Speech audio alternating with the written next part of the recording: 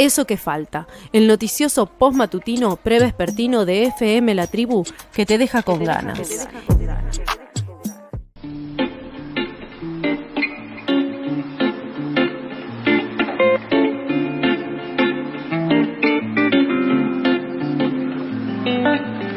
Seguimos en eso que falta y ya lo tenemos aquí, Alejo Di Ricio, quien hoy viene con un popurrí ecológico, ambiental.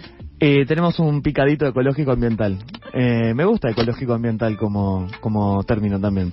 Bueno, vamos a indagar de hecho en términos, así que guiño guiño para empezar la columna.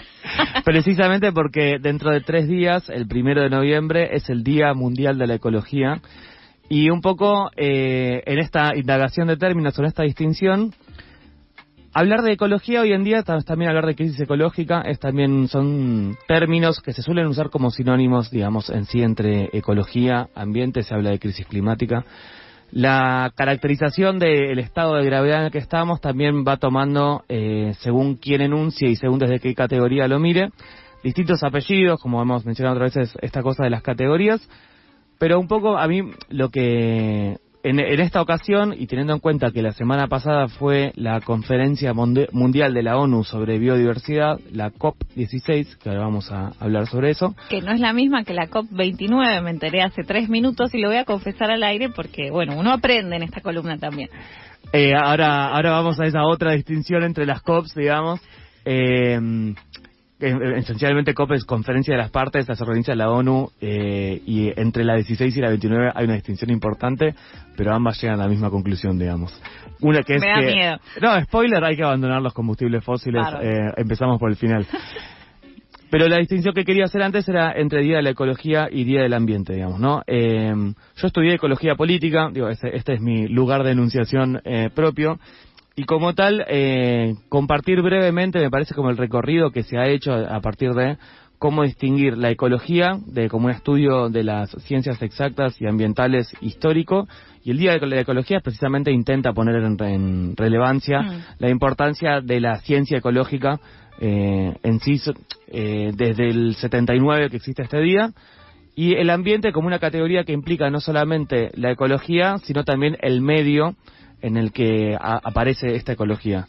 Que en otra columna hablamos de medio ambiente y por qué está mal dicho medio ambiente, porque es como una redundancia, así que pueden indagar ahí en nuestro YouTube, básicamente. Vayan a escuchar todas las columnas, chiques. Exactamente, la medio ambiente como la mala traducción de medio, ambiente, o sea, era medio como un medio en el cual se habitaba, digamos, y ecología como esencialmente todos los seres vivos que habitan un lugar, también en eso se comparte con la biodiversidad, pero la ecología también incorpora lo que son las interacciones entre esos seres vivos y también las acciones que generan esa interacción, digamos, ¿no? El ejemplo, si quieren, más rápido siempre es las abejas, que no solamente tenemos a las abejas en tanto individuos, sino a lo que genera la polinización en cómo interactúan esas abejas con el resto de los ecosistemas, y específicamente hoy en día en un contexto de cambio climático, de crisis climática, como el peligro de que haya cada vez menos abejas también es un peligro para la polinización y para lo que es la interacción entre esa multiplicidad de especies, que esto también hay que decirlo, todavía quedan un montón sin descubrir, digamos, el potencial de la biodiversidad como una potencial en cómo nos relacionamos como sociedad con esa biodiversidad, y específicamente, por ejemplo, cómo la mayor parte de nuestros medicamentos y de nuestra medicina dependen de esa biodiversidad. Y cómo esos sistemas ecológicos también pueden o no sobrevivir en ciertos ambientes, en ciertos medios. Y acá, claro, no todo es la vinculación con los seres humanos, hay que aclarar básicamente sobre las vinculaciones ecológicas. Y en sí no todo es la vinculación con los seres vivos también, ¿no? Ambiente implica también pensar en el clima, digamos, en la meteorología, pero también podría implicar pensar en la disponibilidad de agua, en los suelos, los nutrientes en los suelos. Ambiente es una definición más amplia de lo que es ecología.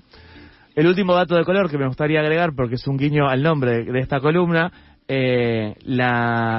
los ecosistemas de ecosistemas son... El metaverso. El metaverso, no, se llama paisaje. el paisaje no solamente refleja algo, una estética, digamos, o un lindo paisaje al cual mirar, que es el uso que normalmente le damos, sino que la palabra paisaje en ecología también implica los ecosistemas compuestos por muchos ecosistemas, digamos, ¿no? Sería como los grupos de grupos. Claro, el universo de ecosistemas. El universo de ecosistemas. Y en ese sentido, ahí, como bien decías, como no solamente es la humanidad, lo es todo, pero la humanidad sí está considerada dentro de definiciones más amplias de la biodiversidad y definiciones más recientes de la ecología, y por eso la ecología en un momento se empieza a hablar de ecología política como categoría a partir de los 80-90, y cómo incorporamos a la humanidad y no solamente a las políticas públicas, por ejemplo, que pueden modificar un ecosistema, sino a la sociedad en su conjunto, digamos, ¿no? Y la última distinción sería qué le agrega la ecología política latinoamericana, digamos, a toda esta ensalada de definiciones. Básicamente la ecología política latinoamericana empieza a pensar en términos de poder, en términos de descolonización, en términos de despatriarcalización y con inherentes críticas a los modelos de desarrollo, digamos, ¿no?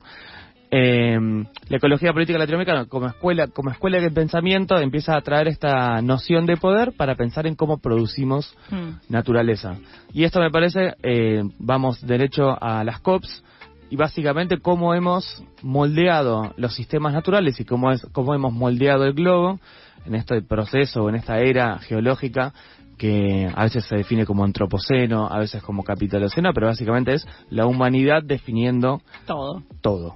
Exactamente, todo. Y estas dos reuniones mundiales que organiza la ONU, entre negociadores de distintos países, entre tomadores de decisiones de políticas públicas, y esto hay que decirlo también, y que también a esas mismas negociaciones se sientan las empresas y el lobby de los combustibles fósiles, digamos, ¿no? En la COP del año pasado, que fue en Azerbaiyán, de combustibles fósiles, había una proporción del 25% más o menos de las personas que asistían era gente que había mandado a la industria precisamente a demorar y sabotear estos espacios. Claro. Lejos de pensar que estos espacios van a ser la solución a nada, lo que está sucediendo en la última semana y específicamente ayer a la tarde seguían las negociaciones por qué palabras poner en los acuerdos internacionales, si es que se demanda, si es que se exige, si es que esta definición... Es una asamblea de filo, básicamente, la COP16. Bárbaro, bueno, me encanta. Gente que define cosas es la gente de filo. Bárbaro. Yo, filo, ya sabes que lo quiero mucho, pero bueno. Pero cuando en la asamblea de filo desconocemos la deuda externa, digamos que no tiene mucho impacto sobre... en cambio, cuando la COP16, de repente estas palabras pueden cambiar financiamientos, que estamos hablando de cientos de millones de dólares, que son los que se están definiendo ahora en la COP16, que se desarrolla en Cali, Colombia, específicamente, aparte, Colombia como en un momento, una situación política de Colombia en la cual el hay gobierno... mucha importancia, claro, del ambiente y de las cuestiones más, vinculadas con políticas ambientales, entiendo. El gobierno actual de Colombia es pionero absoluto en temas ambientales y pioneros absolutos en vincular también ambiente y política, digamos, ¿no? Y lo que se está definiendo ahora son los planes nacionales de conservación, o sea, es cuánta guita que este espacio define el norte va a poner para la conservación, que es lo que también vienen exigiendo Gustavo Petro, actual presidente de Colombia, y también Lula, presidente de Brasil, vienen diciéndole al norte, ustedes quieren que yo conserve el Amazonas, pongan los verdes, digamos, ¿no? Y no los árboles. Y no los árboles, porque eso ya los tenemos. Lo que se está negociando ahora, precisamente, es cuánta guita va. Esto incluye, por ejemplo, plata que le va a ir a Argentina. Claro. O sea, Argentina va a recibir plata para conservar biodiversidad. ¿Hay representantes de Argentina ahora? No lo sabemos. Hay representantes de Argentina en Cali, Colombia, sí, que son los que la semana pasada recibieron la orden de desconocer cualquier tipo de Pacto del Futuro o los llamados ODS, los Objetivos de Desarrollo Sostenible, que es, en el idioma de la extrema derecha, es cualquier línea ambiental, digamos, ¿no? ¿Que es parte de la Agenda 2030 o estoy mezclando cosas? Sí, los ODS fueron bien. lo que definieron la Agenda 2030, entre ellos había cosas como que la gente pueda tomar agua o cosas de derechos humanos históricas. Algo básico, ¿no? Tomar agua. Básico. Bueno, y estamos discutiendo eso. Y nociones de sustentabilidad también muy básicas, digamos, no están las ODS, no es abandonar los combustibles fósiles. Una pregunta abierta es qué va a hacer Argentina con esta plata para biodiversidad que le va a llegar. O sea, que asumo que habrá ahí que asumir un compromiso. Es decir, si la COP16 define, le vamos a bajar tanta guita a todos esos países tienen que después dar un raconto de lo que hicieron con la guita como mínimo. Sí, esos racontos existen, digamos, pero esos racontos también están muy desconectados, tal vez son proyectos de conservación muy corporativos a veces, o son proyectos que, por ejemplo, incluyen bonos verdes o que las empresas puedan compensar emisiones. La capacidad vos de dar el raconto, como digamos los países la tienen, no quiere decir que siempre esa plata se haya usado efectivamente para conservación de biodiversidad. La pueden dibujar un poco, básicamente. Exactamente. Bien, vale. Sí, absolutamente dibujable. Al mismo tiempo, ayer comenzó también un juicio en Punta Tombo por el crimen de la masacre de pingüinos que hubo en 2021. Y esto, es otro de los lugares, la crueldad animal y la falta de delitos ambientales y de capacidad de rendir cuentas de los actores estatales, se ve reflejado también en este tipo de casos que son los que precisamente después se pueden dibujar, digamos, ¿no? Vamos a ver cómo resulta el juicio, y puede ser un juicio histórico también en términos de la pena y la condena que recibe una persona por cometer crímenes contra el ecosistema, digamos. La última distinción que quedaba, que hacer entre COP16, que es la que está terminando ahora, y COP29, que es en 2 semanas en Bakú. ¿A dónde sería esto? Pará, se me fuera el nombre. Yo lo busco, pensé que lo tenía, no te quería matar al aire, te pido mil disculpas. No, dije el nombre de la ciudad y se me fue el nombre del país. Capital de Azerbaiyán. Azerbaiyán, está bien. O sea, están repitiendo sede, básicamente. No, perdón, entonces yo dije mal. Azerbaiyán es este año, pero el año pasado no fue en Azerbaiyán. Bien. Básicamente, reunión, conferencia de las partes para ver qué hacemos con los combustibles fósiles, sí. Y esas negociaciones a las cuales se intenta lograr que haya algún tipo de la fecha de moratoria. O sea, cuando abandonamos los fósiles, vamos 1.1 de calentamiento global con respecto a niveles preindustriales. Y la lucha desde hace muchos años, casi desde Río en el año 92, la primera de estas grandes reuniones de conferencias para el cambio climático, fue que, si nos pasamos de 1.5, después va a ser muy difícil volver atrás y controlarlo, digamos, ¿no? La senda actual va, si no hacíamos nada como humanidad para darnos cuenta, iba a que terminábamos en 4.5 grados por encima del preindustrial. Con todo lo que se está haciendo ahora, sí, espectacular, pero con todo lo que se está haciendo ahora... Estamos en 1.1, o sea que todavía estamos en una situación salvable, suponte, en algunos casos. Yo no creo que todo lo que ya destruimos sea salvable. Mi perspectiva, que no conoce casi nada más allá de lo que Alejo me enseña en estas columnas. No todo es salvable, mucho es recuperable. O sea, existe la restauración ecológica, proyectos de regeneración ecológica. No todo es salvable, digamos. La positiva es que íbamos en rumbo a 4.5 si no hacíamos nada, y ahora estamos en rumbo a 2.7, digamos, de niveles. Va cambiando mucho según la estimación, es complicado saber cuándo se van a dejar de hacer combustibles ¿qué se fósiles. toma para construir esa cifra, no? Sí, como proyectos ya anunciados y confirmados, pero todavía no fabricados. Lo que se intenta en estas conferencias también no es tipo desmantelemos lo que hay, sino como dejemos de expandir, digamos, no dejemos de hacer algo nuevo, que es lo mismo por lo que luchan muchas organizaciones ambientales acá en Argentina con respecto a vaca muerta y a la extracción de petróleo y gas offshore. O sea, no se puede plantear abandonemos hoy lo que hay, porque es imposible, desbaratás un país, pero sí se puede plantear dejemos de expandir por lo pronto. Claro. Pero no estaríamos en planes de que eso pase. La semana pasada, una cumbre en Vaca Muerta hizo los anuncios más grandes. Vaca Muerta estaría rompiendo récords a nivel de extracción, estaría rompiendo récords en niveles de... Bueno, romper récords es muy fácil porque estás construyendo... Porque sos vos mismo tu competidor. Sí, estás creciendo, no tiene sentido la definición, y aparte es la que usa la industria todo el tiempo. Pero sí hay anuncios de crecimiento para el año que viene, sí hay ciertas cosas que se tiraron para atrás, como la planta de GNL que habíamos hablado acá. Sí va a haber un barco que va a hacer esto mismo del gas, convertirlo en líquido para poder exportarlo, pero va a ser un barco que lo hace como una planta flotante, digamos, y no va a haber esta mega emprendimiento que iba a tardar 10 años.